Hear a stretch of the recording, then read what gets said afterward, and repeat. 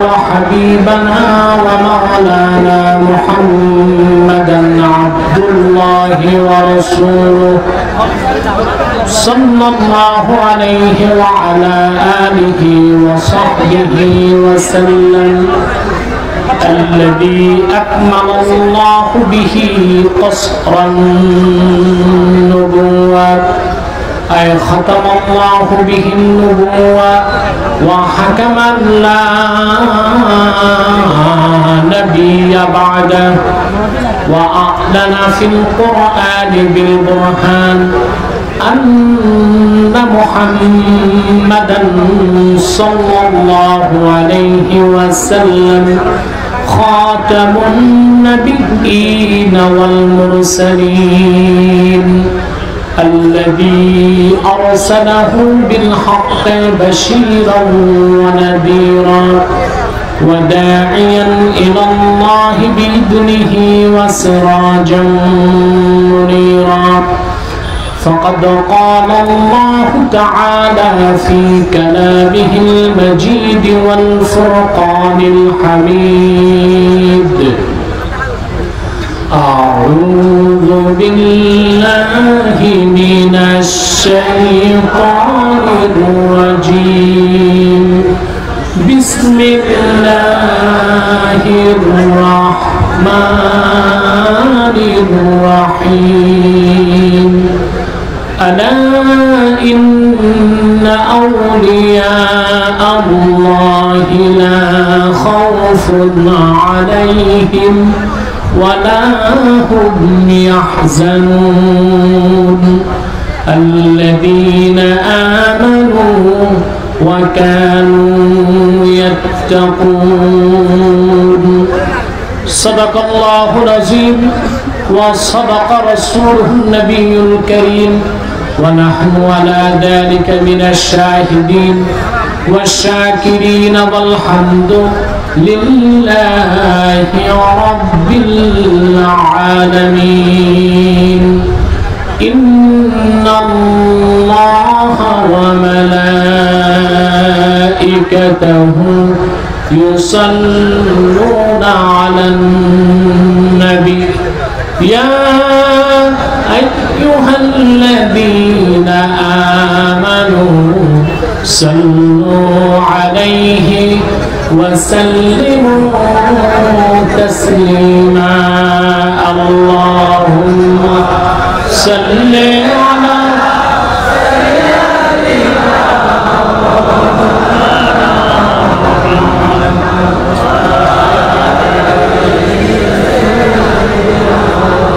Sound आरो बाढ़े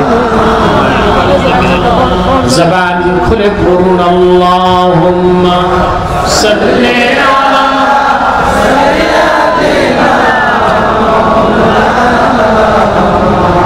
वअला आलि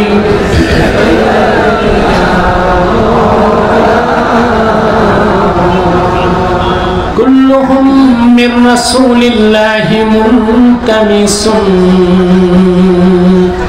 غرفا من البحر أو رشفا من الديم اللهم صل على سيدنا مولانا محمد وعلى آل سيدنا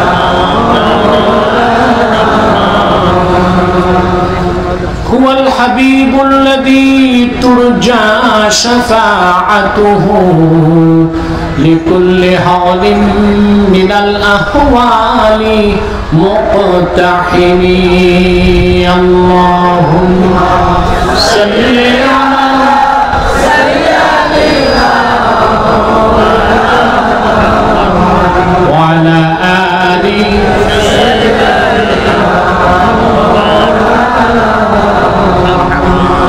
محمد رسول الله صلى الله عليه وسلم ختم الله به النبوة وحكم لا نبي بعده بلغ العلا بكماله حسنت جميع خصاله آمين الحمد لله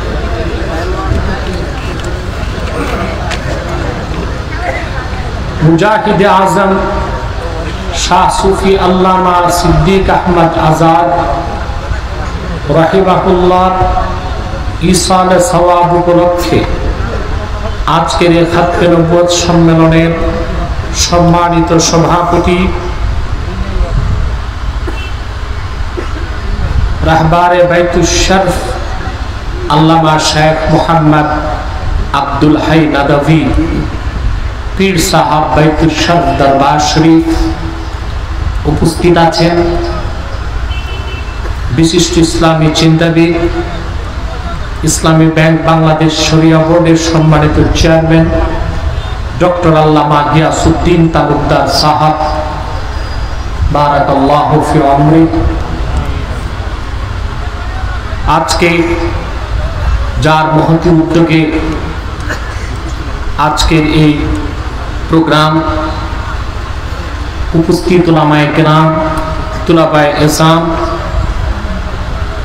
सकल के अंतरेर अंतःस्थल थेके ज्ञापन करछि मुबारक सबटुकु शुक्रिया अल्लाह सुब्हानाहु वा ताआलार जन्य जिनि आज के बांग्लादेशेर चरम क्रांतिकाले प्राकृतिक भावे विपर्यस्त जखन गोटा विश्व ठीक से समय आमादेरके एकटी मुताबार्राक মাজলিসে বসে কোরআন ও সুন্নাহ থেকে কিছু কথা শোনার তৌফিক দয়া করে ভিক্ষা দান করেছেন সেজন্য আসুন আমরা সকলে একবার অবনত চিত্তে হৃদয়ের আবেগ অনুভূতি উজাড় করে সমবেত কণ্ঠে বলি আলহামদুলিল্লাহ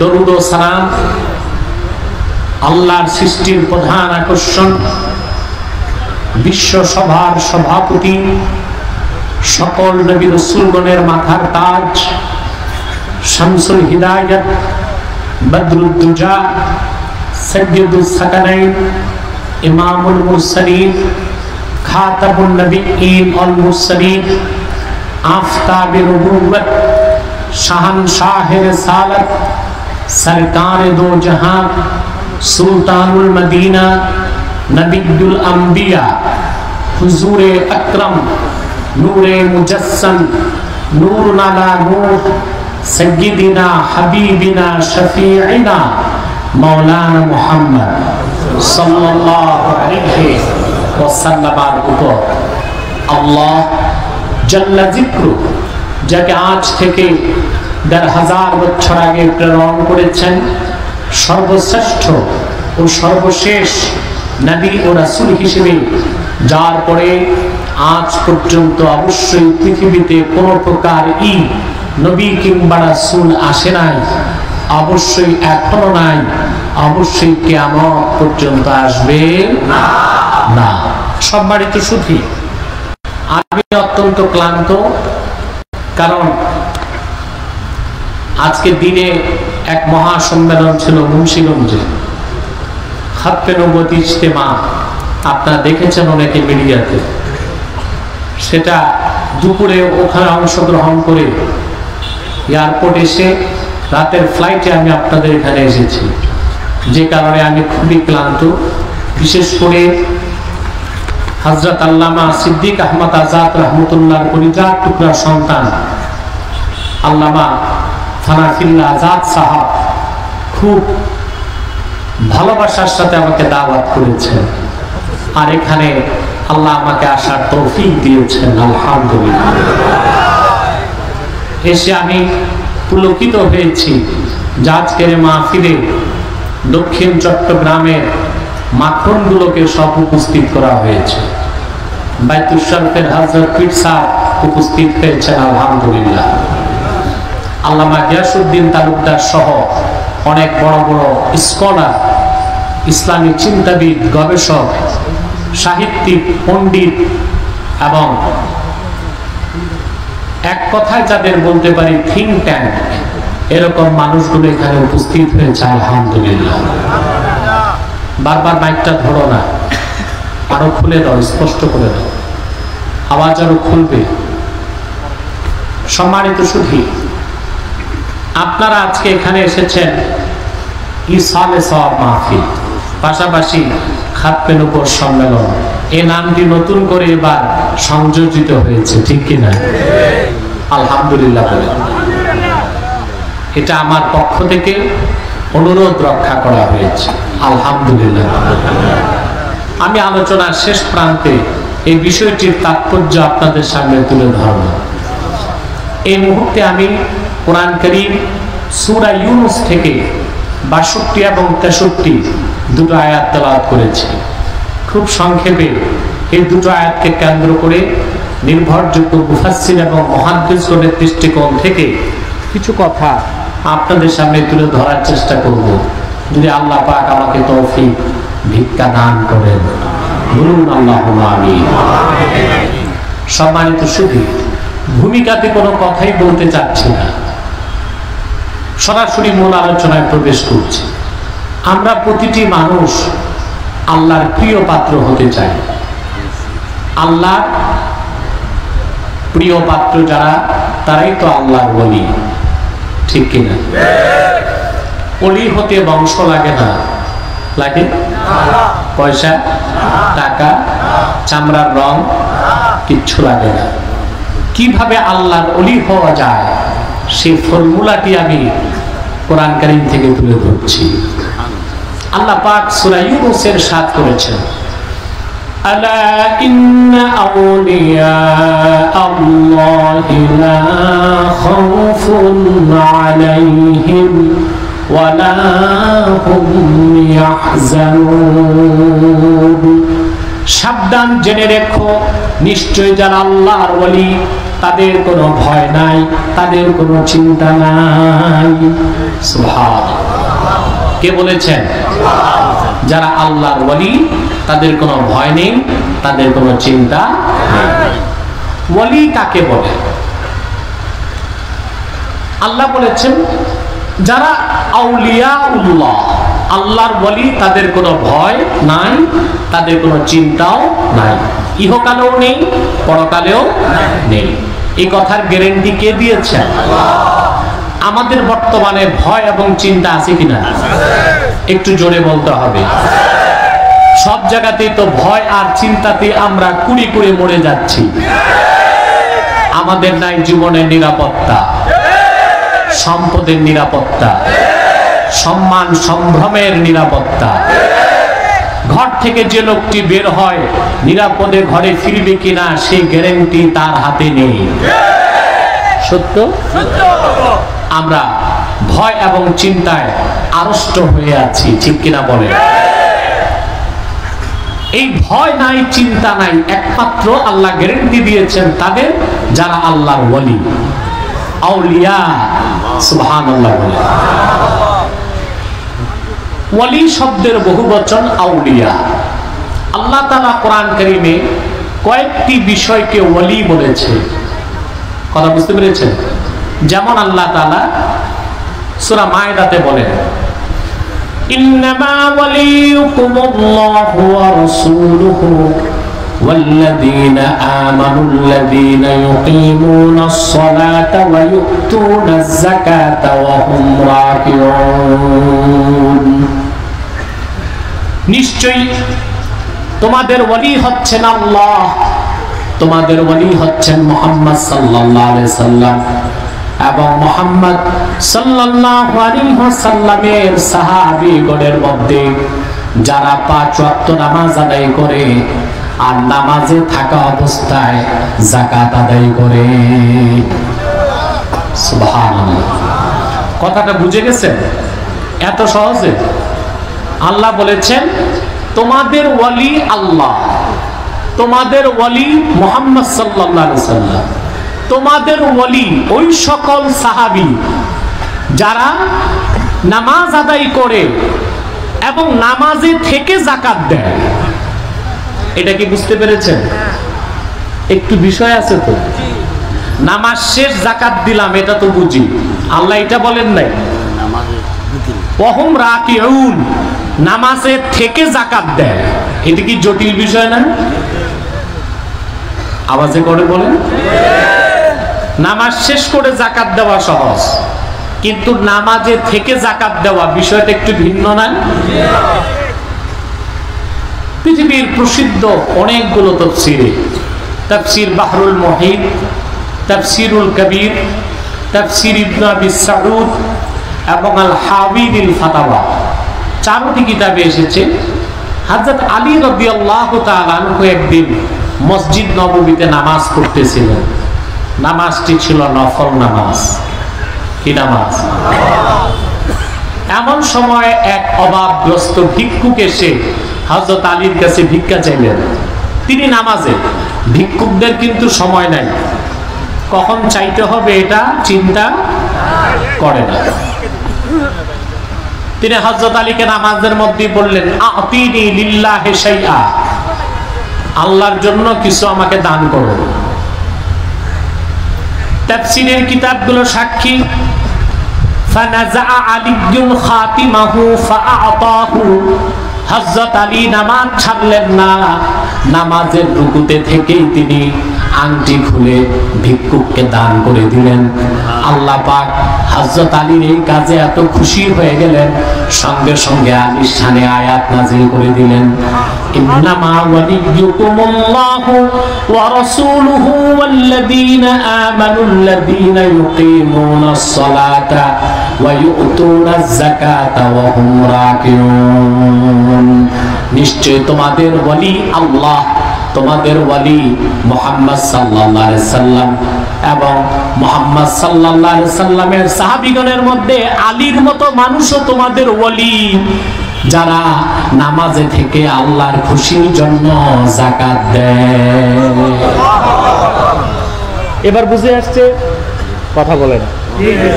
এখন হযরত আলীর নামাজটা হয়েছিল না নষ্ট হয়ে গেছিল, ওইটা ফিকহি বিষয়, ওই দিকে আমি যাব না, আমি তাফসীরে সীমাবদ্ধ।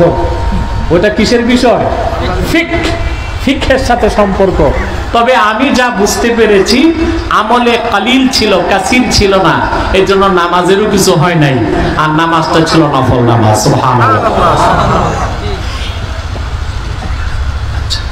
তাহলে এখানে ওলি অর্থ কি? অভিভাবক। সুবহানাল্লাহ বলে। ওলি অর্থ কি? আল্লাহ স্পষ্ট কোরআনে বললেন, মুসলমানদের অভিভাবক আল্লাহ, মুসলমানদের অভিভাবক মুহাম্মদ সাল্লাল্লাহু আলাইহি সাল্লাম এবং হযরত আলীর মতো নেতা। সুবহানাল্লাহ বলে। হযরত আলীর মতো নেতা। এখানে ওলি অর্থ কি? গার্ডিয়ান। ওলি অর্থ কি? আসলে আমাদের অভিভাবক কে? সুবহানাল্লাহ বলবেন না? আল্লাহ এবং আল্লাহর রাসূল আমাদের অভিভাবক আছেন বলেই সারা দুনিয়ার কাফের মুশরিকদের পক্ষে মুসলমানের কেশাগ্র স্পর্শ করা সম্ভব হচ্ছে না, হবে না ইনশাআল্লাহ।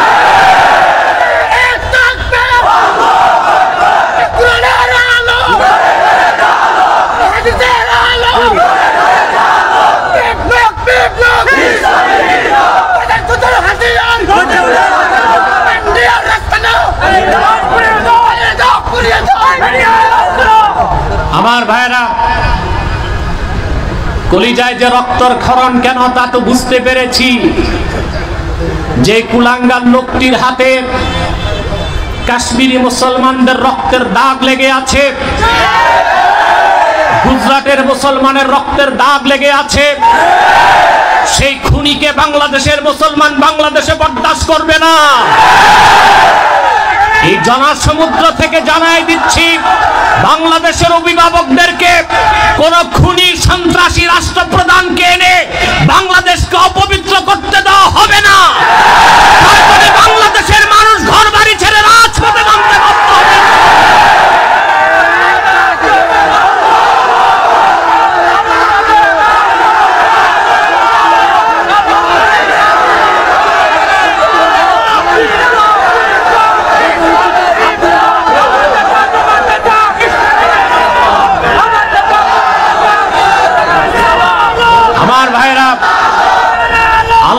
আল্লাহর রাসূল সাল্লাল্লাহু আলাইহি সাল্লাম আমাদের অভিভাবক, ঠিক কিনা বলেন? সেজন্যই আপনারা জানেন না, করোনা মহামারীর আগে ইহুদি খ্রিস্টান একটি সংস্থা আছে নিউ কনজারভেটিভ, এটা যুক্তরাষ্ট্র পরিচালনা করে, আর এটার মূলে হচ্ছে ইহুদি নেতারা। মিস্টার ট্রাম্প এবং ইসরায়েলের প্রধানমন্ত্রী প্রেসিডেন্ট, ব্রিটেনের থিঙ্ক ট্যাঙ্ক পলিসি মেকার সবাই বসে সিদ্ধান্ত নিয়েছিল, একটি স্কিম তারা হাতে নিয়েছিল, দ্য ডিলিং অফ সেঞ্চুরি। কি নাম? দ্য ডিলিং অফ সেঞ্চুরি, শতাব্দীর সমাধান। সে সমাধান ছিল ফিলিস্তিনকে ইসরায়েলের রাজধানী বানানো হবে, বাইতুল মুকাদ্দাসকে ভেঙে থার্ড টেম্পল করা হবে, সিরিয়া সহ ইরাকের বিরাট অংশ নিয়ে গ্রেটার ইসরায়েল গঠন করা হবে। আল্লাহ পাক ডিলিং অফ সেঞ্চুরি ডিফেন্সে পাঠালেন কিলিং অফ সেঞ্চুরি। ওই কিলিং অফ সেঞ্চুরির নাম কি বলেন তো? করোনা। ওরা হাতে নিল মুসলমানের বিরুদ্ধে ডিলিং অফ সেঞ্চুরি, আল্লাহ পাক ডিফেন্সে দিলেন কিলিং অফ সেঞ্চুরি। ইহুদিদের সমস্ত ডিলিং অফ সেঞ্চুরির স্কিম আল্লাহ পাক লন্ড ভন্ড করে দিয়েছেন, ঠিক কিনা বলেন? তাহলে আমাদের অভিভাবক কে? অভিভাবক আল্লাহ রসুল মুহাম্মদ সাল্লাল্লাহু আলাইহি ওয়াসাল্লাম। আমি আবার আমার প্রসঙ্গে ফিরে যাচ্ছি। ওলি শব্দের একটি অর্থ অভিভাবক। আল্লাহ পাক অন্যত্র বলেন, ইন্না ওয়ালিয়াল্লাহুল্লাযী নাযালাল কিতাবা ওয়া হুয়া ইয়াতাওয়াল্লাস সালিহিন। নিশ্চয় আমার ওলি হলেন তিনি, সেই আল্লাহ যিনি কোরআন নাজিল করেছেন। এখানে ওলি অর্থ নাসের বা সাহায্যকারী, বলেন সুবহানাল্লাহ। এক জায়গায় ওলি অর্থ অভিভাবক, আরেক জায়গায় ওলি অর্থ নাসের, সাহায্যকারী। আবার আল্লাহ আরেক জায়গায় বলেন, আল্লাহু ওয়ালিয়ুল্লাযীনা আমানু ইউখরিজুহুম মিনাজ যুলুমাতি ইলান নূর। যারা মুমিন তাদের ওলি হলেন আল্লাহ, তিনি তাদেরকে অন্ধকার থেকে আলোর পথে বের করে আনেন। এখানে ওলি অর্থ বন্ধু। সুবহানাল্লাহ বলেন। তাহলে কয়টা অর্থ পাওয়া গেল? ওলির একটা অর্থ অভিভাবক, আরেকটা অর্থ নাসের সাহায্যকারী, আরেকটা অর্থ বন্ধু। তিনটা অর্থ লাফজে মুরাদেফ, অর্থাৎ যিনি ভালোবাসেন তিনি সাহায্য করেন, যিনি সাহায্য করেন তিনি অভিভাবক হতে পারেন, ঠিক কিনা বলেন? এবার বুঝতে পেরেছেন? আল্লাহ পাক বলেন, আলা ইন্না আউলিয়া আল্লাহ, নিশ্চয় যারা আল্লাহর ওলি তাদের কোনো ভয় নাই, তাদের কোনো চিন্তাও নাই। এই ওলি আবার দুই প্রকার। কয় প্রকার? এক প্রকার হলো আউলিয়া উর রহমান, আরেক প্রকার হলো আউলিয়া উর শয়তান। এক প্রকার আল্লাহর ওলি, আরেক প্রকার শয়তানের ওলি। এটা আল্লাহ ভাগ করে দিয়েছেন। আল্লাহু ওয়ালিয়ুল্লাযীনা আমানু ইউখরিজুহুম মিনাজ যুলুমাতি ইলান নূর। যারা মুমিন তাদের ওলি হলেন আল্লাহ, আল্লাহ তাদেরকে অন্ধকার থেকে আলোর পথে নিয়ে আসেন। এর আল্লাহর ওলি। কার ওলি? আবার আল্লাহ বলেন, والذين كفروا أولياؤهم الطاغوت يخرجونهم من النور إلى الظلمات। আর যারা কুফর করেছে, কাফের, তাদের ওলি হলো, অভিভাবক হলো তাগুত, শয়তান। তারা শয়তানের অনুসারী, তারা শয়তানের ওলি, তারা শয়তানের বন্ধু। শয়তান ও তাগুত যাদেরকে আলো থেকে বের করে অন্ধকারে নিয়ে যায়। তাহলে ওলি কয় প্রকার? এক প্রকার আউলিয়া উর রহমান, আরেক প্রকার আউলিয়া উর শয়তান। এই জন্য পীরও দুই প্রকার, এক প্রকার রহমানি পীর, আরেক প্রকার শয়তানি পীর। এক প্রকার কি? আরেক প্রকার শয়তানি পীর। এখন রহমানি পীর হবার ফর্মুলা কি আর শয়তানি পীর হবার ফর্মুলা কি, এটা দেখতে হবে, ঠিক না? ঠিক। শয়তানি পীর বাংলাদেশে অভাব নাই, তাদের কাছে ঈমান নাই, আমল নাই, সুন্নতের চর্চা নাই, আছে লাল সালু, গান বাদ্য, একতারা, দোতারা, সেতারা, তাম্বুরা, জাম্বুরা। ওখানে গেলে মুরিদকে দেখা যায় পীরকে সাজদা করে। এরা সব শয়তানি পীর, তাতে কোনো সন্দেহ নাই। এরাও অলি, তবে শয়তানের অলি। এরা আমার রহমানের অলি হতে পারে নাই, ঠিক কিনা বলে? এই রকম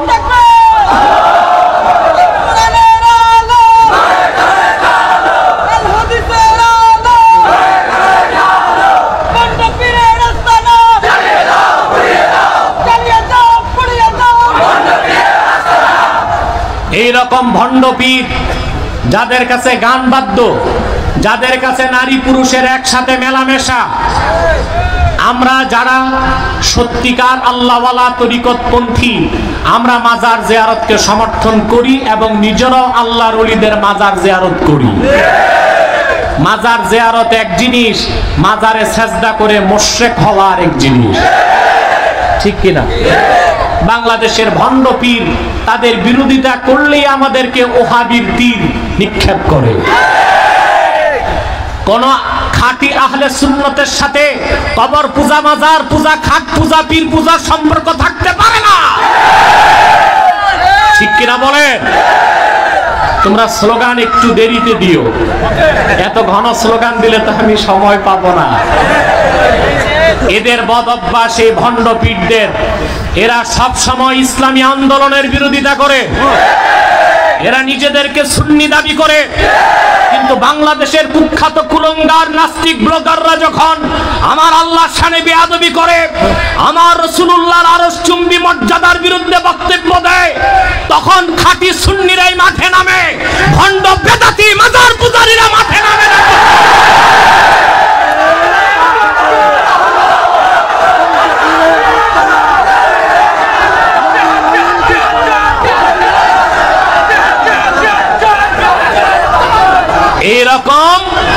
এইরকম মাজার পূজারীকে আমি সুন্নি বলি না, সে তো ভালো ওহাবিও হইতে পারে না। সে কিসের সুন্নি, কিসের ওহাবি? না সুন্নি, না ওহাবি, না ইহাবি, না উহাবি, কুছ ভি नहीं, ঠিক কিনা বলে? আপনাদের পীর ও মুর্শিদ আল্লামা সিদ্দিক আজাদ রাহমাতুল্লাহ সারাটা জিন্দেগি মাজার পূজার ভণ্ড পীরদের বিরোধিতা করে দক্ষিণ চট্টগ্রামে জিহাদ করে গিয়েছেন, ঠিক কিনা বলে?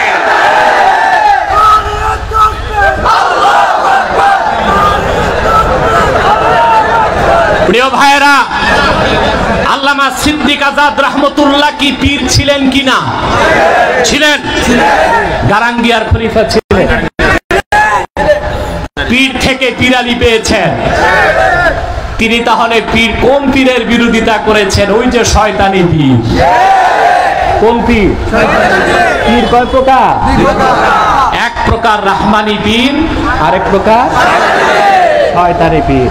বাংলাদেশে ইসলামী আন্দোলন, জিহাদ, ইসলামের পক্ষে প্রত্যেকটি আন্দোলনকে বানচাল করতে নাস্তিকরা এই শয়তানি পীরদেরকে মাঠে নামায়।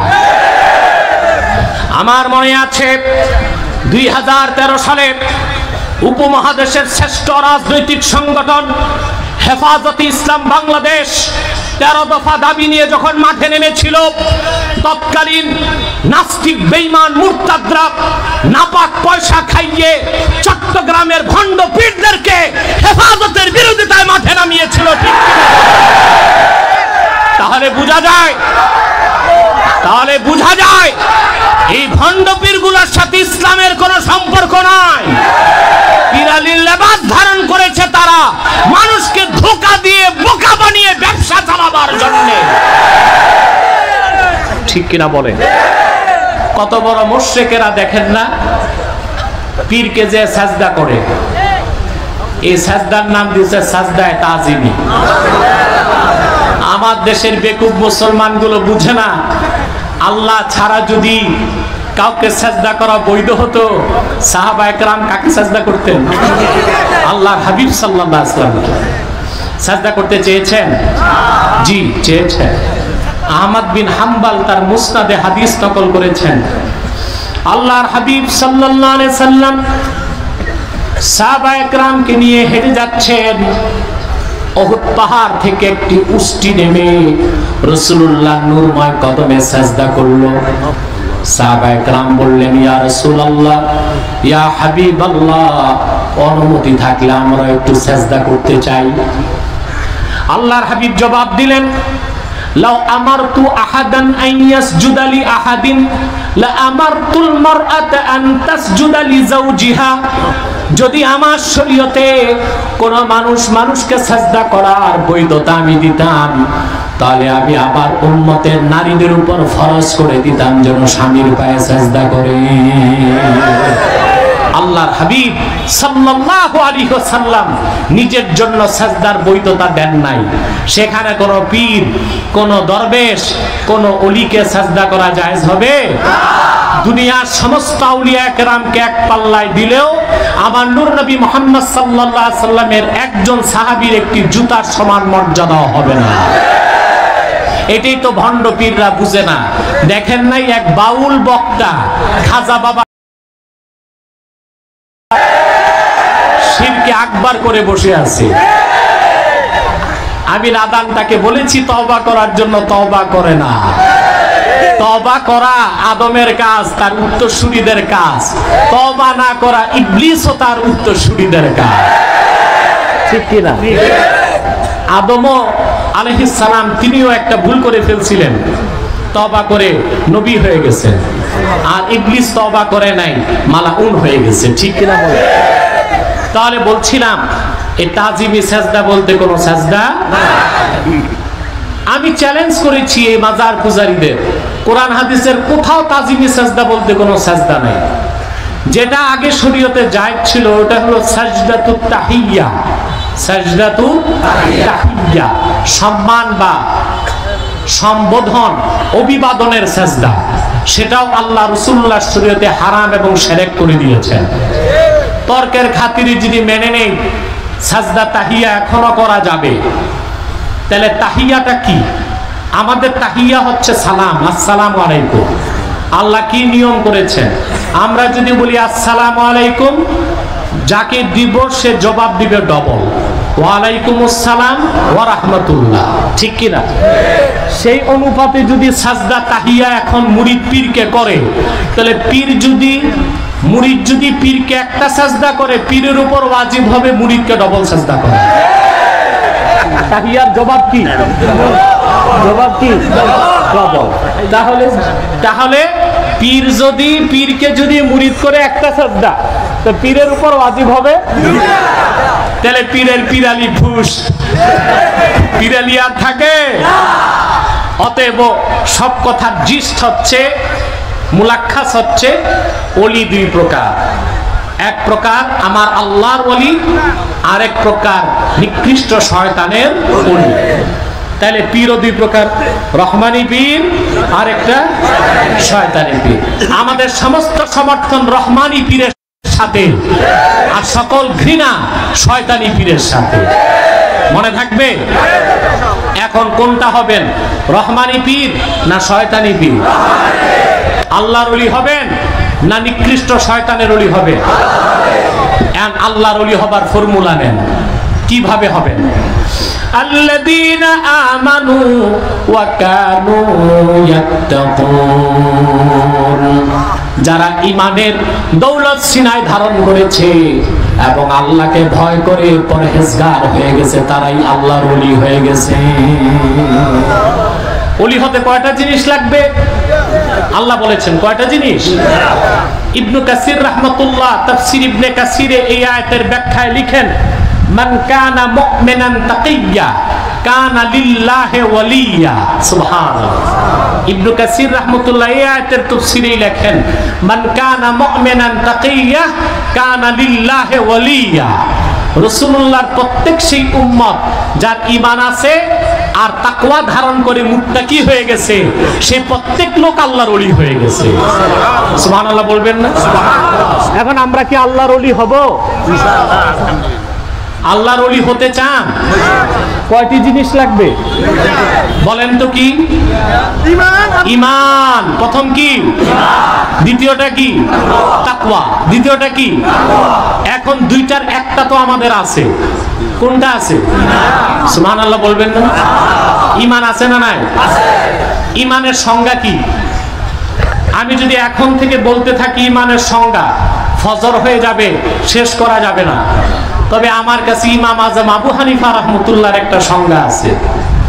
এই সংজ্ঞা থাকলে ঈমানের আর দ্বিতীয় সংজ্ঞা লাগবে না।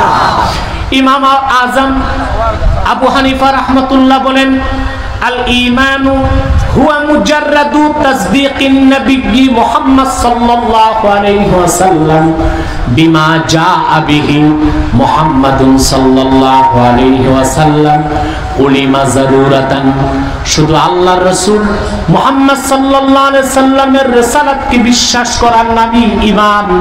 তার মানে আল্লাহর আখিরি নবী নবীজি মুহাম্মদ সাল্লাল্লাহু আলাইহি ওয়াসাল্লাম আল্লাহর পক্ষ থেকে ১৫০০ বছর আগে যা কিছু এনেছেন, যা কিছু বলেছেন, যা কিছু করেছেন, তার সবটুকু বিনা প্রশ্নে চোখ বন্ধ করে বিশ্বাস করার নাম হলো ঈমান। কথা বুঝেন নাই? সুবহানাল্লাহর আওয়াজ থেকে মনে হয় কিছুই বুঝেন নাই।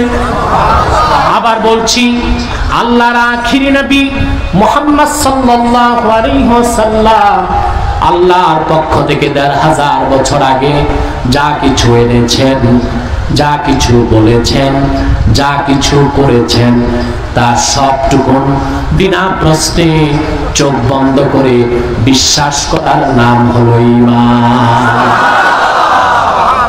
আর সংজ্ঞা লাগবে? কথা বলে না। আর সংজ্ঞা লাগবে? আমি আমার ছাত্রদের সহিহ বুখারী কিতাবুল ঈমান পড়াই, প্রথম খণ্ড পড়াই আলহামদুলিল্লাহ। ঈমানের সব সংজ্ঞা এক করে দেখলাম, ইমাম আজম আবু হানিফার এই সংজ্ঞার চেয়ে শ্রেষ্ঠ কোনো সংজ্ঞা নেই। আবু হানিফা তো এমনি এমনি ইমাম আজম হয় নাই।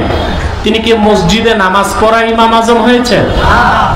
সারা আরব বিশ্ব নাকি ইমাম আজম মানতেছে। শুধু আবু হানিফা রাহমাতুল্লাহ সমালোচনা করে কিছু চামচিকা সদৃশ মৌলবী, ঠিক কিনা বলেন? একেবারে আমাকে আরবের এক বড় আলেম বলেছেন, মান সাব্বা আবা হানিফাতা ফাহুয়া মিসকিন। যে ইমাম আবু হানিফার সমালোচনা করে সে একটা বেকুফ, একটা মিসকিন, একটা কাঙ্গাল, ঠিক কিনা? আরে আবু হানিফা রাহমাতুল্লাহকে তো অবাক হবেন আপনারা, গোটা আরব চলে হাম্বলি মাযহাব অনুযায়ী। কি মাযহাব? জোরে বলেন। আমাদের অনেকের ধারণা সৌদি আরবে মাযহাব নাই। না, দাম্মামে যে যারা রোড পরিষ্কার করে ওরা কি বুঝবে আরবে মাযহাব আছে না নাই? আরবের আলেমদের সাথে বসলে বোঝা যায় যে আরব, গোটা আরবের রাষ্ট্র ব্যবস্থাই আহমদ বিন হাম্বলের মাযহাব অনুযায়ী চলে। বলেন সুবহানাল্লাহ। কিন্তু অবাক হবেন, জটিল মাসালার ক্ষেত্রে আরব সরকার আবু হানিফার ফতোয়াগুলো নিয়েছেন। আমি একটা উদাহরণ দিচ্ছি, যেমন আহমদ বিন হাম্বলের ফাতাওয়া, ইন্না তারিকাস সালাতি ইউকাফফার ওয়া ইউকতালু মুরতাদ্দা। আহমদ বিন হাম্বলের ফাতাওয়া, যে ব্যক্তি নামাজ পড়ে না তাকে কাফের ফতোয়া দিয়ে মুরতাদ হিসেবে হত্যা করা হবে। অর্থাৎ বেনামাজি কাফের, এবং তার হত্যার পরে তার কোনো গোসল নাই, কাফন নাই, জানাজাও নাই। এটা কার ফাতাওয়া? আহমদ বিন হাম্বল রাহমাতুল্লাহর ফাতাওয়া। শাফি আর মালিক বলেছেন, ইন্না তারিকাস সালাতি লা ইউকাফফার ওয়ালাকিন ইউকতালু হাদ্দা। শাফি এবং মালিক বলেছেন বেনামাজিকে কাফের বলা যাবে না, তবে মৃত্যুদণ্ড দিতে হবে হদ হিসেবে। অর্থাৎ তাকে মুসলমান হিসেবে হত্যা করে জানাজা দিয়ে দাফন করতে হবে। তাহলে তিন মাযহাবের মতেই বেনামাজি শাস্তি কি? জোরে বলেন, আরো জোরে। শুধু ইমাম আবু হানিফা রাহমাতুল্লাহ বলেছেন না, তিনি বলেছেন ইন্না তারিকাস সালাতি লা ইউকাফফার ওয়ালা ইউকতাল ওয়ালাকিন ইউহবাস ওয়া ইউদরাব হাত্তা ইউসাল্লিয়া। বেনামাজিকে কাফেরও বলা হবে না, হত্যাও করা হবে না, বরং তাকে জেলখানায় ভরে দেওয়া হবে। প্রতিদিন এক ওয়াক্তের জন্য 5 বেত, 5 ওয়াক্তের জন্য 25 বেত লাগানো হবে যতদিন নামাজ শুরু না করে। অবাক হবেন মুসলমান, আরব সরকার নামাজের মতো শ্রেষ্ঠ ইবাদতের ক্ষেত্রে আহমদ বিন হাম্বলের ফতোয়া নেয় নাই, শাফিরটাও নেয় নাই, মালিকেরটাও নেয় নাই, আবু হানিফার ফতোয়াকে রাষ্ট্রীয়ভাবে গ্রহণ করেছে। এর থেকেই বোঝা যায় আমার আবু হানিফা ইমামে আজম, ঠিক কিনা বলে? ওই বাংলাদেশের কোন তুবাইশ ইবনে খুবাইশ আবু হানিফাকে মানলো না তা দেখার দরকার আমাদের নাই, ঠিক কিনা? আছে দরকার নাই? কোন তুবাইশ বিন খুবাইশ মানলো না তা আমাদের দেখার দরকার নাই। গোটা আরবের আলেমরা আবু হানিফাকে ইমাম আজম বলে মেনে নিয়েছে। বলেন আল হাদিসের মতবাদ মানি না, মানি না, মানি না। প্রিয় ভাই ও বন্ধুগণ, আমি একটু ইঙ্গিত দিছি, আপনারা তো 16 আনাই বুঝে গেছেন। সত্যিকার অর্থেই দক্ষিণ চট্টগ্রামের মানুষ অত্যন্ত ওয়াজ সচেতন মানুষ, ঠিক কিনা? আল্লাহ কবুল করুন, আল্লাহ বরকত দান করুন। আবার ফিরে যাচ্ছি আমার প্রসঙ্গে। তাহলে ইমাম আজম আবু হানিফার সংজ্ঞা কত চমৎকার দেখেছেন। আল্লাহ রসুল মুহাম্মদ সাল্লাল্লাহু আলাইহি সাল্লাম ১৫০০ বছর আগে আল্লাহর পক্ষ থেকে যা কিছু এনেছেন, যা কিছু বলেছেন, যা কিছু করেছেন, তা সবটুকুন বিনা প্রশ্নে বিশ্বাস করার নাম কি? ঈমান। এই জন্য মৌলবাদী হওয়া ছাড়া খাঁটি মুমিন হওয়ার কোনো সুযোগ নেই। আমি সবটুকুন সত্যি মুখে সঞ্চয় করে বলছি, আমরা প্রত্যেক মুসলমান মৌলবাদী, তাতে গর্ববোধ করি, ঠিক কিনা বলেন? আমাদের দেশে কথিত বুদ্ধিজীবীরা আমাদেরকে মৌলবাদী বলে গালি দেয়, দেয় কিনা? আমরা মৌলবাদী, তবে আমরা উগ্রবাদী নই। আমরা কি? তবে আমরা উগ্রবাদী। এক বুদ্ধিজীবীর সাথে লাইভ শোতে দেখেছেন, আমাকে যখন সেই বুদ্ধিজীবী বলেছে মৌলবাদী, আমি বলেছি আমি অবশ্যই মৌলবাদী, তবে আমি উগ্রবাদী নই, ঠিক কিনা বলে? আহারে, এক লাইভ শোর পরে যে বুদ্ধিজীবীর ক্লিনিক্যাল ডেথ হয়েছে, এখন পর্যন্ত লোকটার দ্বিতীয় লাইভ শোতে পাওয়া যাচ্ছে না। প্রিয় ভাই বন্ধুগণ, বাংলাদেশের মাটি মুসলমানের ঘাঁটি। ওলামায়ে কেরাম শুধু দুঃসাহস নিয়ে জবান খুলে কথা বলা শুরু করে দেন। বাংলাদেশে কাফের মুশরিক বেঈমানদের এজেন্সি খুলে যে বুদ্ধিজীবীরা বসেছে, তাদের দিন শেষ হয়ে গেছে। বাংলাদেশের মাটিতে কাফের মুশরিক নাস্তিক বুদ্ধিজীবীদের এজেন্ডা বাস্তবায়ন করতে দেওয়া হবে না। আমি সুস্পষ্ট করে বলে দিচ্ছি, আমি আগামীর ভবিষ্যৎ বাংলাদেশকে দেখতে পাচ্ছি। আগামীর বাংলাদেশ আল কোরআনের বাংলাদেশ, আগামীর বাংলাদেশ ইসলামের বাংলাদেশ, আগামীর বাংলাদেশ হুকুমতে কোরআনের বাংলাদেশ হতে যাচ্ছে।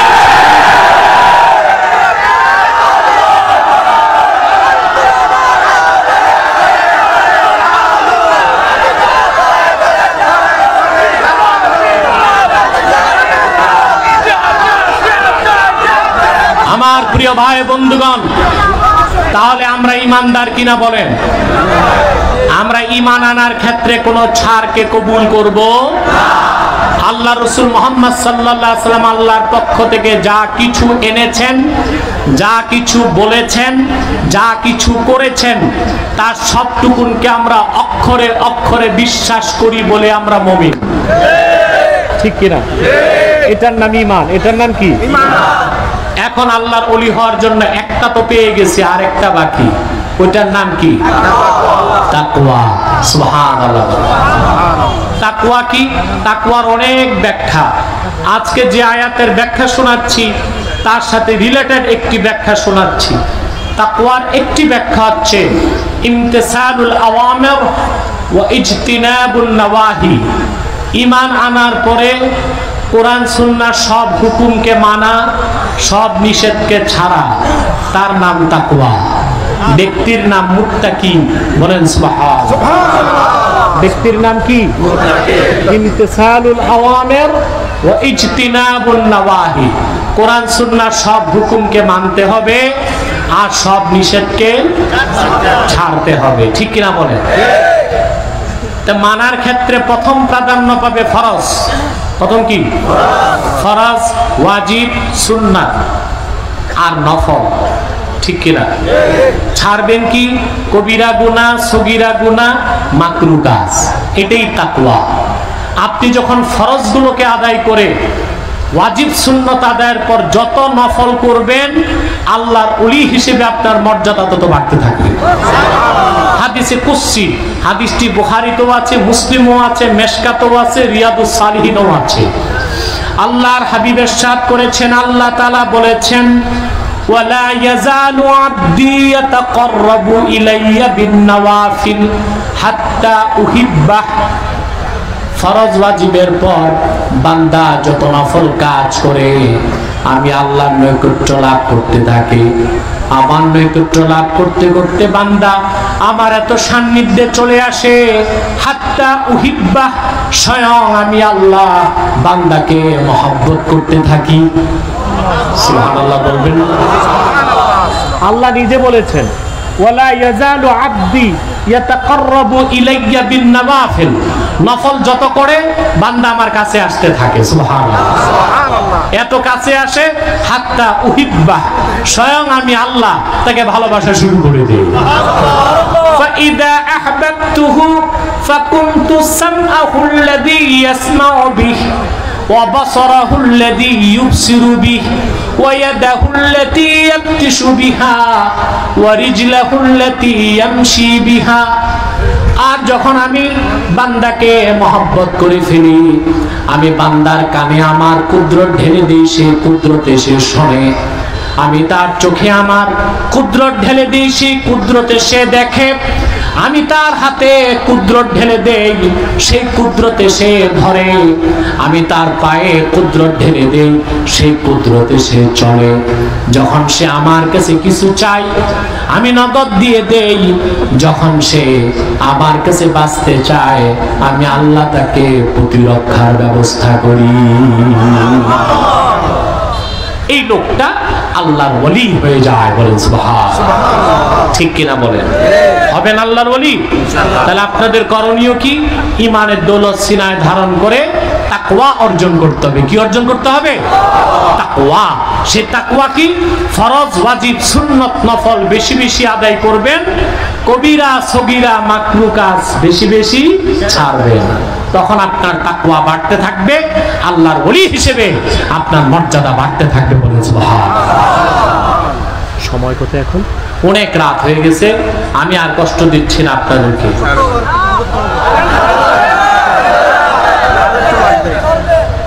চললো খুব আর কম সময়, আমি আর পারবো না, আজকে খুবই ক্লান্ত। তাহলে আমরা আল্লাহর ওলি হওয়ার ফর্মুলা শিখেছি, ঠিক কিনা? জোরে বলেন। এই তাকওয়া অর্জন করবেন, এই তাকওয়াটাই আপনাকে দুনিয়াতে শান্তি দিবে, পরকালে মুক্তি দিবে, ঠিক কিনা বলেন? আল্লাহ যেন কবুল করেন, বলেন আল্লাহুম্মা আমিন। তাকওয়ার মাধ্যমেই আপনি যে শক্তি অর্জন করতে পারবেন ওটা সিনার শক্তি, ঠিক কিনা? সেই শক্তির সামনে পার্থিব কোন শক্তি টিকে থাকতে পারে না। আল্লাহ তাআলা মানুষকে শক্তি দেন তিন জায়গায়, দেহে, মাথায়, সিনায়। সুবহানাল্লাহ বলেন। দেহে যে শক্তি দেন তাকে বলা হয় ফিজিক্যাল পাওয়ার। মাথায় যে শক্তি দেন তাকে বলা হয় ইন্টেলেকচুয়াল পাওয়ার। আর এই সিনায় যে শক্তি আল্লাহ দেন সেটা তাকওয়া, সেটা ঈমানি পাওয়ার। বলেন সুবহানাল্লাহ। আল্লাহ যেন কবুল করেন, বলুন আল্লাহুম্মা আমিন। সে তাকওয়া অর্জনের মাধ্যমে আমরা আল্লাহর ওলিতে পরিণত হতে চাই। আল্লাহ পাক যেন তৌফিক দান করেন, বলুন আল্লাহুম্মা আমিন। সাদাকাল্লাহুল আযীম ওয়া সাদাকা রাসূলুহুন নবিয়ুল কারীম ওয়া নাহনু আলা যালিকা মিনাশ শাহিদিন ওয়াশ শাকিরিন ওয়ালহামদুলিল্লাহি রাব্বিল আলামিন। একটি লোক দাঁড়াবেন না। তাফসীর শেষ করেছি বলে উঠে যাচ্ছি তা না, আমার কিছু জরুরি কথা আছে খাতমে নবুয়তের ব্যাপারে আমি বলে দিচ্ছি।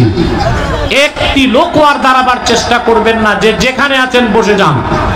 আর গভীর রাতের শেষ সময়, এ সময় হাত তুলে যদি একটু মুনাজাত করে যেতে পারেন, হতে পারে এটা আপনার জীবনের শেষ মুনাজাত। আর এই মুনাজাতে আপনার জীবনটা পরিবর্তন হয়ে যেতে পারে, ঠিক কিনা বলেন? প্রিয় ভাই বন্ধুগণ, আপনারা এখানে বিভিন্ন দলের লোক আছেন, ঠিক কিনা? কোন দলাদলি আছে? মারামারি, ঝগড়া ফাসাদ কেন নাই? আমরা এখানে দলের পরিচয়ে কেউ আসি নাই, আমরা এসেছি একটি পরিচয়, আমরা মুসলমান।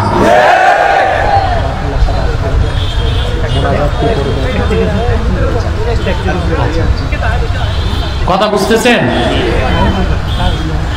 আমরা মুসলিম পরিচয় এসেছি, ঠিক কিনা? কি পরিচয়? বাংলাদেশি বিভিন্ন ধর্মের লোক আছে, আছে না? আছে। তাদের ব্যাপারে আমাদের কোন ধর্মকর্ম পালন করছে, আমাদের পক্ষ থেকে কোনো সমস্যা আমরা করি? জোরে বলেন, করি? আজ ভারতেও হিন্দুরা এতটুকু নিরাপদ নয় বাংলাদেশে যতটা নিরাপত্তা পাচ্ছে, ঠিক কিনা? কারণ আমাদের সরকার হিন্দুদেরকে পূর্ণ নিরাপত্তা দিচ্ছে, আর বাংলাদেশের মুসলমানও পরম সহিংসু, তাদের ব্যাঘাত সৃষ্টি করছে না, ঠিক কিনা বলেন? বাংলাদেশে হিন্দুরা যতটুকু নিরাপদ তার 100 ভাগের 1 ভাগ নিরাপত্তা আমার মুসলমান ভাইরা ভারতে পায় নাই, ঠিক কিনা বলেন? মুসলমানদের নিরাপত্তা 100% নিশ্চিত না করে বাবরি মসজিদ শহীদ করে রাম মন্দির নির্মাণকারী সেই উগ্রবাদী হিন্দুদের নেতাকে বাংলাদেশে আসতে দেব না। যদি মুসলমানের কাছে প্রকাশ্যে ক্ষমা সে চান না চায়, ঠিক কিনা বলেন? হিন্দুরা বাংলাদেশে আছে, পূজা পার্বণ করছে, আমরা বাধা দেই? খ্রিস্টানদের বাধা দেই? বৌদ্ধদের বাধা দেই? দেই না, কারণ তারা আছে অমুসলিম পরিচয়ে, ঠিক কিনা? তো বাংলাদেশে একটি সম্প্রদায় আছে, কুখ্যাত কাদিয়ানি সম্প্রদায়, নিঃসন্দেহে যারা অমুসলিম এবং কাফের, তারা নিজেদেরকে মুসলিম পরিচয় দেয়, এটা বরদাস্ত করা যায় না, ঠিক কিনা বলে? আমার ভাইরা, কাদিয়ানীরা নিঃসন্দেহে কুখ্যাত কাফের, তাদেরকে যারা কাফের বলবে না তারাও কাফের, কারণ তারা আল্লাহর আখিরি নবী মুহাম্মদ সাল্লাল্লাহু আলাইহি সাল্লামকে আল্লাহর শেষ নবী হিসেবে বিশ্বাস করে না। চিল্লায় বলেন নাউজুবিল্লাহ। এই জন্য তারা কি? সর্বশক্তি দিয়ে বলেন তারা কি? তারা মানুষকে ধোঁকা দিয়ে কাফের বানাবার জন্য মুসলমানদের মতো দাড়ি রাখে, টুপি লাগায়, মুসলমানদের মতো নাম রাখে। তাই বলি কি তারা মুসলমান হতে পারে? দাড়ি রাখলে কেউ যদি মুসলমান হতে পারত তো রবীন্দ্রনাথ ঠাকুরের চেয়ে বড় মুসলমান কে হইত? সে কি মুসলিম ছিল না মুসলিম? টুপি লাগাইলে মুসলমান হওয়া যায়? আপনারা মহাত্মা গান্ধীর নাম শুনেছেন? মুরব্বীরা দেখছেন, মাথায় একটা টুপি থাকতো, ঠিক কিনা? মহাত্মা গান্ধী বাংলাদেশে এসে 3 মাস ছিল আপনাদের নোয়াখালীতে। এত বড় রাজনীতিবিদ 3 মাস নোয়াখালী কি করছে আমি খুঁজে পাইছি, এক হিন্দু মহিলার প্রেমে পড়ে গেছিল। এটা এত নোংরা জিনিস, পরকিয়া, রাজনীতি ভুলায় দেয়। দেখেন না এক খেলোয়াড় পরকিয়া করতে যাইয়া খেলার মাঠে ছক্কা মারতে মারতে আরেকজনের বউ ছক্কা মেরে দিচ্ছে, ঠিক কিনা? নাম তো বলার দরকার নেই, আপনারা তো চিনেন, ঠিক কিনা? এটা হচ্ছে পর্দা না থাকার কারণে শরীয়ত না মানার কুফলতা, ঠিক কিনা বলেন? মহাত্মা গান্ধী এক হিন্দু মহিলার চক্করে পড়ে 3 মাস নোয়াখালী থেকে গেল। তার সাথে একটা ছাগল থাকতো, এটা ঘুরতো সবসময়। এই ছাগলটা কয়েকবার লন্ডনও গেছে। মহাত্মা গান্ধী যেখানে যেত ওখানে ছাগলটাও নিয়ে যেত। ভাগ্যের নির্মম পরিহাস, মহাত্মার ছাগল চুরি হয় আপনাদের নোয়াখালীর ফেনীতে। ওই জায়গার নামই হয়ে গেছে ছাগল নাইয়া। এই মহাত্মা গান্ধী এক লম্বা টুপি লাগাইতো। সে কি মুসলিম ছিল না মুসলিম? নাম রাখলে মুসলমান হওয়া যায়? এক শয়তান বোতলে পেশাব করে ঢাকনা লাগিয়ে নাম লিখে দিছে শরবত। ওটা কি শরবত হবে? তদ্রুপ কাদিয়ানীরা শেষ দরজার কুখ্যাত কাফের আব্দুল আউয়াল আব্দুস সামাদ, মোবাশ্শের আলী কবির চৌধুরী, শাহরিয়ার কবিরা রাশেদ খান নাম রাখার দ্বারা মুসলমান হওয়া যাবে না। ঠিক কিনা বলে? কুখ্যাত কাদিয়ানী সম্প্রদায় শেষ দরজার কুখ্যাত কাফের। তারা শুধু কাফের না, শরীয়তে তাদের আরেকটা নাম দেওয়া হয় এই ধরনের কাফেরকে, জিন্দিক। জিন্দিক, জিন্দিক অর্থাৎ যারা কুখ্যাত কাফের কিন্তু নিজকে মুসলিম দাবি করে, তারা শুধু কাফের না, তারা জিন্দিক কাফের। বাংলাদেশে যদি শরিয়া আইন থাকতো তাহলে কাদিয়ানীদের বিরুদ্ধে একটি মিছিলের প্রয়োজন হতো না। তাদের একমাত্র শাস্তি ছিল তাদের গর্দানকে কেটে দেওয়া। এটাই জিন্দিকের শাস্তি, এটাই জিন্দিকের শাস্তি।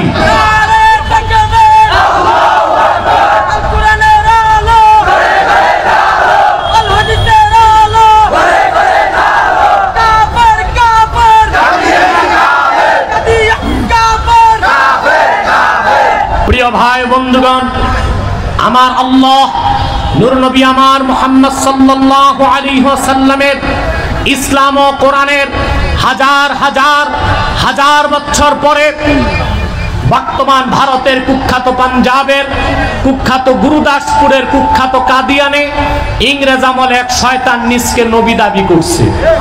চিল্লায় বলেন নাউজুবিল্লাহ। শয়তানটার নাম রেখেছিল তার বাপ মির্জা গোলাম আহমদ কাদিয়ানী। সাবধান সাবধান, কাদিয়ানের কাজ্জাব, মিথ্যা নবুয়তের দাবিদার মির্জা গোলাম শয়তান কাদিয়ানীকে গোলাম আহমদ বলা যাবে না, কারণ গোলাম আহমদ অর্থ আহমদ এর গোলাম। কোন কাফের কোনদিনও গোলাম আহমদ আহমদ এর গোলাম হতে পারে না। আর কাদিয়ানের কাজ্জাব ছিল শেষ দরজার কুখ্যাত কাফের, সে গোলাম আহমদ আহমদ এর গোলাম ছিল না, সে ছিল কুখ্যাত শয়তানের কুখ্যাত গোলাম। কাদিয়ানের কাজ্জাব মিথ্যা নবুয়তের দাবিদার মির্জা গোলাম শয়তান কাদিয়ানির উপর গজব এসেছে 1908 সালে। যখন গজব এসেছে, কাদিয়ানের কাজ্জাব মিথ্যা নবুয়তের দাবিদার মির্জা গোলাম শয়তান কাদিয়ানি 1908 সালে ধ্বংস হয়ে কুখ্যাত জাহান্নামের কুখ্যাত কুকুরে পরিণত হয়েছে, তার অনুসারীরা ধ্বংস হয়েছে। বর্তমানে কিছু কাদিয়ানি বাংলাদেশে আছে যারা সরকারি দলও ঘাপটি মেরে বসে আছে, বিরোধী দলও ঘাপটি মেরে বসে আছে। ইসলাম ও মুসলমানের সবচেয়ে বড় এই শত্রু কাদিয়ানি সম্প্রদায়কে বাংলাদেশের রাষ্ট্রীয়ভাবে অমুসলিম ঘোষণার দাবি আদায় করার জন্যই বাংলাদেশে খাতমে নবুয়তের আন্দোলন শুরু হয়েছে। ঠিক কিনা বলে? সেই আন্দোলনে আপনাদের শামিল থাকার দরকার আছে কিনা বলে? কাদিয়ানীদের আস্তানা। কাদিয়ানীরা বাংলাদেশে নাম পরিবর্তন করে করে মিথ্যা পরিচয় দেয়। কখনো নিজেদের পরিচয় দেয় আহমদী জামাত, কখনো বলে আহমদিয়া জামাত, কখনো বলে আহমদী সম্প্রদায়, কখনো বলে আহমদিয়া সম্প্রদায়, কখনো বলে আহমদী মুসলিম জামাত, কখনো বলে আহমদিয়া মুসলিম জামাত। সাবধান, যত কাদিয়ানি ছিল আছে থাকবে, তারা কেউ আহমদী জামাত নয়, আহমদিয়া জামাত নয়, আহমদী সম্প্রদায় নয়, আহমদিয়া সম্প্রদায় নয়, আহমদী মুসলিম জামাত নয়, আহমদিয়া মুসলিম জামাত নয়। তারা শয়তানি জামাত, কুখ্যাত জাহান্নামের কুখ্যাত কুকুরের দল। আমি বর্তমান সরকারকে সুস্পষ্টভাবে দাবি করছি, আপনাদের সংবিধান অনুযায়ী যদি রাষ্ট্রদ্রোহীর বাংলাদেশে মৃত্যুদণ্ডের আইন থাকতে পারে, তাহলে কোরআন সুন্নাহর সংবিধান অনুযায়ী খাতমে নবুয়ত অস্বীকারী কাদিয়ানীদেরকে রাষ্ট্রীয়ভাবে অমুসলিম ঘোষণার আইন কেন সংসদে নাই? আপনার পিতা বঙ্গবন্ধু শেখ মুজিবুর রহমান দেশ স্বাধীনের পূর্বে মাওলানা শামসুল হক ফরিদপুরি রহমতুল্লাহর কাছে ওয়াদা করেছিলেন, যদি দেশ স্বাধীন হয় তাহলে বাংলাদেশে তিনি কাদিয়ানীদেরকে রাষ্ট্রীয়ভাবে অমুসলিম ঘোষণা করবেন। ভাগ্যের নির্মম পরিহাস, তিনি সেই সময় পান নাই। কারণ সিরাজুল আলমের মতো নাস্তিকরা, ডক্টর কামালের মতো নাস্তিকরা তার চারপাশে ঘোরাফেরা করতেন বলেই বঙ্গবন্ধু সেই তার ইচ্ছা ইচ্ছা পূরণ করে যেতে পারে নাই। আপনি যেহেতু আপনার পিতার ইচ্ছা পূরণ করে যাচ্ছেন, আপনার পিতার কবরে শান্তির জন্য অনতি বিলম্বে বাংলাদেশে রাষ্ট্রীয়ভাবে কাদিয়ানীদেরকে অমুসলিম ঘোষণার দাবি আদায় আপনাকেই করতে হবে।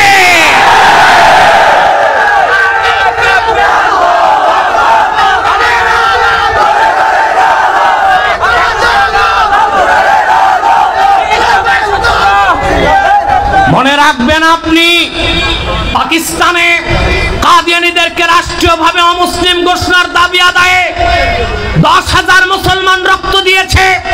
বাংলাদেশে প্রয়োজনে 10 লক্ষ মুসলমান রক্ত ঢেলে দিবেন ইনশাআল্লাহ। রাজি আছেন আপনারা? যদি কাদিয়ানীদেরকে রাষ্ট্রীয়ভাবে অমুসলিম ঘোষণার দাবি আদায়ের ডাক আসে, জানমাল নিয়ে কারা কারা প্রস্তুত আছেন হাত তুলে দেখা।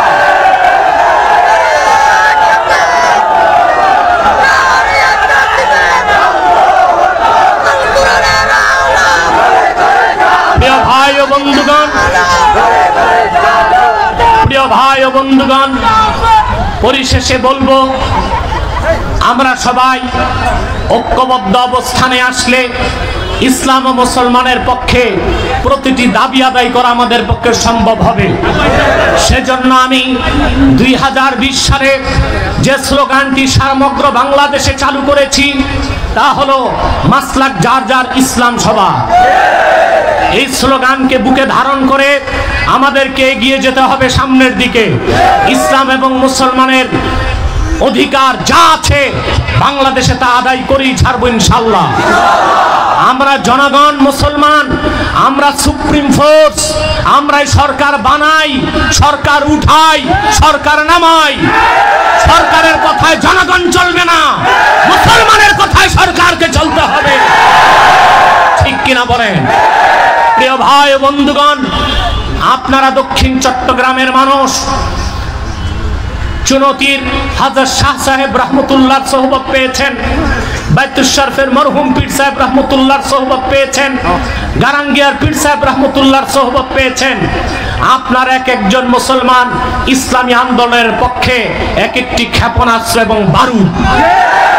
ঠিক কিনা বলেন? সে আত্মবিশ্বাস আপনাদের বুকে ধারণ করতে হবে ইনশাআল্লাহ। আল্লাহ পাক যেন তৌফিক দান করেন, আল্লাহ পাক যেন কবুল করেন, আল্লাহ পাক যেন মঞ্জুর করেন। ওয়াখির দাওয়ানা আনিল হামদুলিল্লাহি রাব্বিল আলামিন। আসসালামু আলাইকুম ওয়া রাহমাতুল্লাহি ওয়া বারাকাতুহু। দরুদ সালাম পড়েন। ইয়া নবী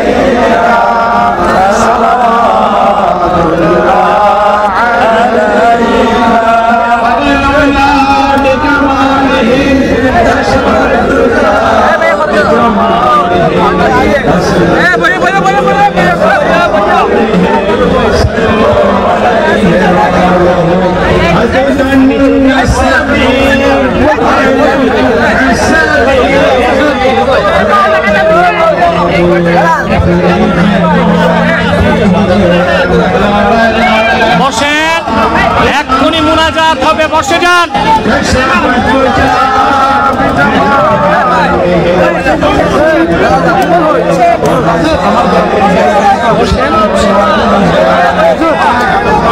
আপনারা আবারও বলছি বসে যান, এখনই মুনাজাত হয়ে যাচ্ছে ইনশাআল্লাহ।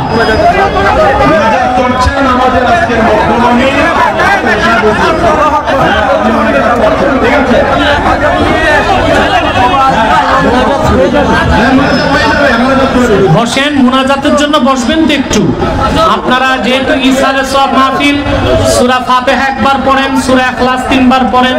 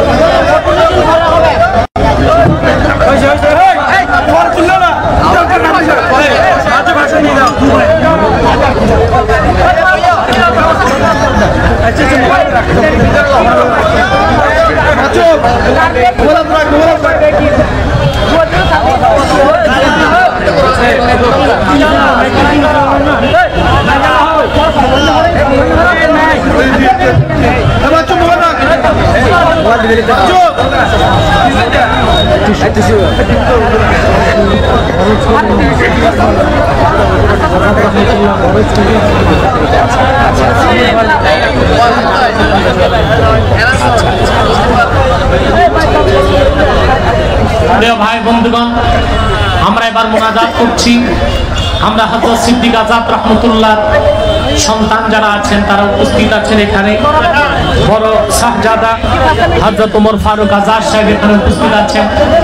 আপনাদের দক্ষিণ চট্টগ্রামে তথা সমগ্র বাংলাদেশে অত্যন্ত বলিষ্ঠ কণ্ঠস্বর আল্লামা হানাফিউল্লাহ আজাদ সাহেব, তিনিও মাহফিলের খেদমতে আছেন, ব্যস্ত আছেন।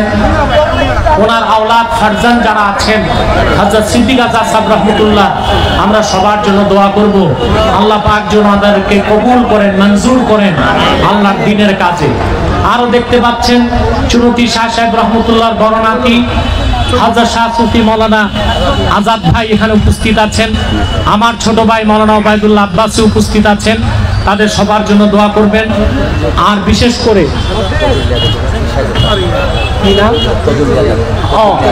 পরিচালক যিনি হযরত মাওলানা শাহ সুফি তাজাল্লি আজাদ, তিনি হচ্ছেন সেজ সাহেবজাদা। আলহামদুলিল্লাহ, আমি তো এখন পরিচয় পেয়েছি। সবার জন্য আমরা দোয়া করব আল্লাহ পাক যেন যোগ্য পিতার যোগ্য উত্তরসূরি হিসেবে ওনাদেরকে কবুল করেন। বলুন আল্লাহুম্মা আমিন। আপনি বাংলা বলেন, বুঝি না তো। আচ্ছা আচ্ছা আচ্ছা, সবাই দোয়া চেয়েছে, সবার জন্য আমরা দোয়া করব। আমার মেজো ভাই হযরত মাওলানা ইহসানুল্লাহ আব্বাসী জনপুরি, তিনি হসপিটালে ভর্তি আছেন। আল্লাহর কাছে দোয়া করবেন আল্লাহ যেন অনেকে পূর্ণ সুস্থ করে বাড়ি ফিরিয়ে দেন। ربنا تقبل منا إنك أنت السميع العليم وتب علينا إنك أنت التواب الرحيم। আল্লাহ তাআলা মুজাহিদে আজম শাহ সুফি আল্লামা সিদ্দিক আহমদ আজাদ রাহমাতুল্লাহ স্মরণে আজকের ইসালে সওয়াব মাহফিল এবং খাতমে নবুয়ত সম্মেলনে গভীর রাতে তোমার হাজার হাজার নেককার বান্দা নিয়ে হাত তুলেছি। এতগুলো মানুষের মধ্যে যার দুটো হাত তোমার ভালো লাগে আল্লাহ, তার দুটো হাতের বিনিময়ে আমাদের জীবনের সব গুনাহ খাতা তুমি মাফ করে দাও। আল্লাহ তাআলা হৃদয়ের গভীর থেকে দোয়া করি আল্লাহ, তোমার আখিরি নবী নূর নবী আমার মুহাম্মদ সাল্লাল্লাহু আলাইহি ওয়াসাল্লাম আজ থেকে ১৫০০ বছর আগে দুনিয়া থেকে বিদায় নিয়েছেন। হায়াতুন নবী হিসেবে জান্নাতুল ফেরদৌস রওজা মুবারকে বিশ্রাম নিয়েছেন। আল্লাহ পাক জীবনে একবার তোমার আখিরি নবী নূর নবী আমার মুহাম্মদ সাল্লাল্লাহু আলাইহি ওয়াসাল্লামের জান্নাতুল ফেরদৌস রওজা মুবারকে উপস্থিত হয়ে গো আল্লাহ তোমার হাবিবের নূরের কদমে দরুদ ও সালামের হাদিয়া দেবার আগে আল্লাহ তুমি ডাক দিও না। আল্লাহ পাক একবার বা একাধিকবার জানান তোমার হাবিব নবীজি মুহাম্মদ সাল্লাল্লাহু আলাইহি ওয়াসাল্লামের নূরের শহর মদিনাতুল মুনাওয়ারা জিয়ারত করতে পেরেছি। জীবনে বারবার জিয়ারতের জন্য তাদের কপালটা খুলে দাও। আল্লাহ তাআলা হৃদয়ের গভীর থেকে দোয়া করি আল্লাহ তোমার আখিরি নবী নূর নবী আমার মুহাম্মদ সাল্লাল্লাহু আলাইহি ওয়াসাল্লামের নূরের চেহারা মোবারক স্বপ্নে একবার দেখে গো আল্লাহ জান্নাত ওয়াজিব হবার আগে তুমি ডাক দিও না।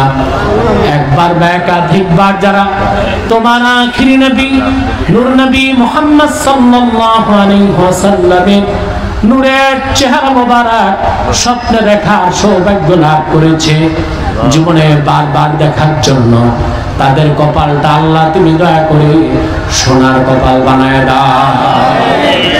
আল্লাহ তাআলা আমাদের অনেকের বাবা নাই, অনেকের মা নাই, অনেকের বাবা মা একজন নাই।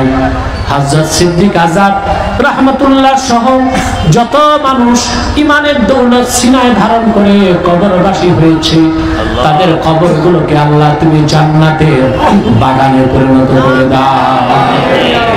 আল্লাহ তাআলা যাদের বাবা নাই, মা নাই, আত্মীয় স্বজন নাই, অন্ধকার কবরে শায়িত আছে তাদের কবরগুলোকে জান্নাতের গুলিস্তান বানায় দাও।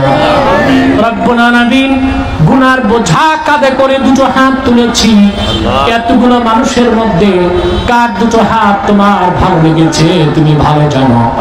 আল্লাহ সে হাতের বিনিময়ে আমাদের সবার জীবনের গুনাহগুলোকে তুমি মাফ করে দাও।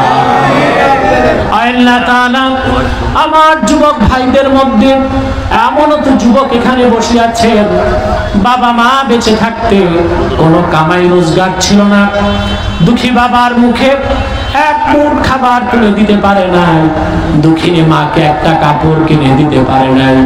এখন হাজার হাজার টাকা কামাই করে কিন্তু বাবাও বেঁচে নাই, মাও বেঁচে নাই। এরকম চক্ষু ভরা পানি আর বুক ভরা ব্যথা নিয়ে আমার যত যুবক বন্ধু হাত তুলেছে তাদের বাবা মার কবর আযাবগুলো তুমি মাফ করে দাও। আল্লাহ তাআলা পর্দার আড়ালে আমার মা বোনেরা হাত তুলে বসে আছেন, তাদের মনে কত দুঃখ কষ্ট থাকে, লজ্জায় পৃথিবীর কারো কাছে বলে না, মনের দুঃখ মনে লালন করে তিল তিল করে জীবনটা ভয় করে দেয়। এরকম যত মা বোন হাত তুলেছেন তাদের প্রত্যেকের মনের দুঃখ কষ্টকে দূর করে দাও, আর তাদের প্রত্যেককে একটি সোনার সংসার হাদিয়া করে দাও। আল্লাহ আজকের এই আজিমুস শান মাহফিলে যারা যেভাবে সহযোগিতা করেছে, যারা আর্থিক সহযোগিতা করেছে, নৈতিক সমর্থন দিয়েছে, বিশেষ করে আজকের প্রধান অতিথি যিনি ছিলেন প্রফেসর ডক্টর আবু রেজা মোহাম্মদ নিজামউদ্দিন নদভী সাহেব যথেষ্ট নৈতিক সমর্থন জ্ঞাপন করেছেন মাহফিলটির জন্য, মাহফিলটির পক্ষে।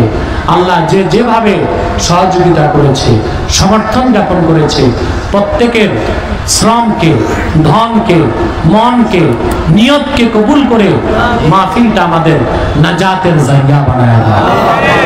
আল্লাহ তাআলা প্রত্যেকটি মানুষ এখানে ইতিমের মতো হাত পেতে আছে, প্রত্যেকের নেক মাকসাদ কি মনে আছে তুমি জানো, প্রত্যেকের নেক মাকসাদকে তুমি কবুল করে দাও। اللهم أصلح لنا شأننا كله ولا تكلنا إلى طرفة عين فاطر السماوات والأرض أنت ولينا في الدنيا والآخرة توفنا مسلمين والحقنا بالصالحين اللهم حبب إلينا الإيمان اللهم حبب إلينا القرآن وكره إلينا الشرك والكفر والعصيان يا حنان يا منان ويا منزل القرآن ভাইরা আমার একটি মিনিট সময় ছেড়ে দিলাম চক্ষুটা বন্ধ করুন দিলটা নরম করুন মাথাটা নত করুন আল্লাহর আখিরি নবী নূর নবী আমার মুহাম্মদ সাল্লাল্লাহু আলাইহি ওয়াসাল্লামের ওসিলা ধরে আল্লাহর কাছে চান যা চাইবেন তাই কবুল হয়ে যাবে যদি পারে ভাইরা 2 ফোঁটা চোখের পানি সদকা করে দিন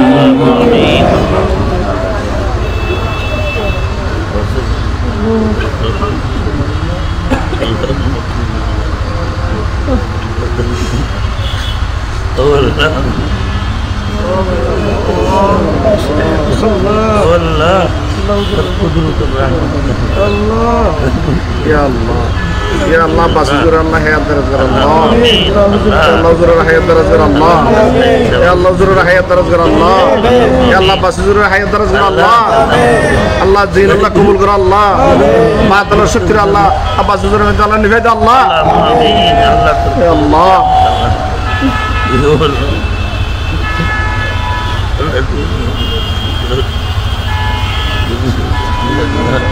والله ادعوني استجب لكم سعيد الدين সবাই একটু দোয়া করেন اللهم امين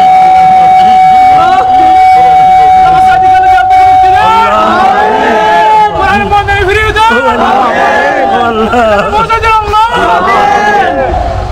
আল্লাহ الله الله الله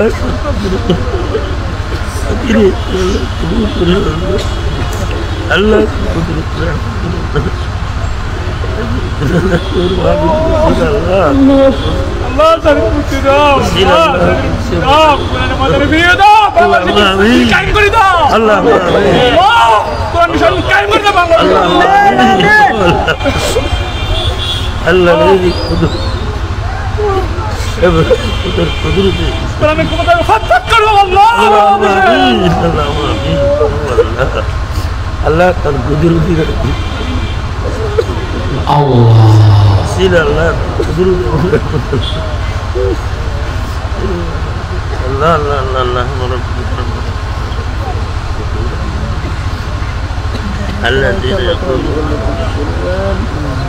سبحانك اللهم لا اله الا انت اللهم إنا نتوسل إليك بوسيلة حبيبك المحترم نبيك الخاتم سيدنا إمامنا محمد بن عبد الله نبي الله رسول الله صلى الله عليه وسلم الذي أكملت به قصر النبوة وحكمت لا نبي بعده وأعلنت في القرآن بالبرهان أن محمدا صلى الله عليه وسلم خاتم النبيين والمرسلين قبل 1500 سنة وصلى الله تعالى على خير خلقه نبينا محمد نور الله وعلى آله وأصحابه أجمعين برحمتك يا أرحم الراحمين. السلام عليكم ورحمة الله تعالى وبركاته.